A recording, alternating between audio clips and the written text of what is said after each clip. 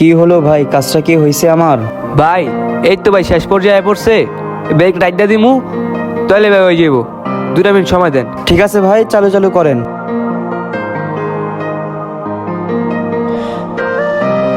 ভাই শেষ ভাই, এবার গাড়ি লাগাতে পারবেন। তোমার মালিকের সাথে কথা হয়েছে 500 টাকা, আর তোমার কাজ দেখে আমি অনেক খুশি হয়েছি। এই নাও তোমার কাজের 500 টাকা। এই 200 টাকা আমি খুশি হয়ে তোমাকে বকশিস দিলাম, ধরো। যেহেতু ভাই মালিকের লগে 500 টাকা কন্ট্যাক্ট হয়েছে ভাই, তাহলে ভাই এই টাকা আমি রাখতে পারুম না। 500 টাকা হয়েছে না ভাই, 500 টাকায় থাক। তোমার কাজটা ভালো হয়েছে, এই জন্য আমি তোমাকে 200 টাকা বকশিস দিলাম, এটা রাখো।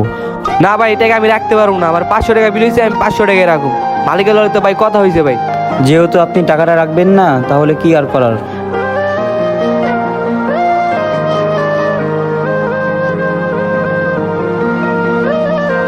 মহাজন এই গাড়িরটাই কাজ করলাম না, 500 টাকা বিল হয়েছে।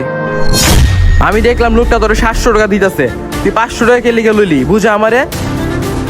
দেখেন মহাজন, গাড়ির কাম হয়েছে মাত্র 500 টাকা। একটা ব্রেক লাগাইছি আর একটা হরেন লাগাইছি, তো বিল হয়েছে মাত্র 500 টাকা।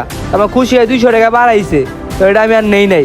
বুঝলাম তোর লোকটা 200 টাকা বকশিস দিছে, তুই বকশিসটা না নিয়ে আমারই দিয়ে দিতি, আমি নিতাম। মহাজন দেন আর বিল হয়েছে মাত্র 500 টাকা, তো ওনার থেকে 200 টাকা আমি কে লেগাই লুমু? আমি লই নাই, আর আপনারা কে লেগে দিব? না মহাজন, এই কাজ আমি করতেও পারুম না, আর কেউ আমার টাকা বাড়া দিলে আমি নিতেও পারুম না। তুই যেহেতু বকশিস না নিতে পারবি, তাহলে তোর মতো কর্মচারী আমার লাগবো না, তুই গ্যারেজতে বেরিয়ে যা। মহাজন এটা কোনো কথা কইলেন? বকশিস লেন না দেখে বার করে দিবেন।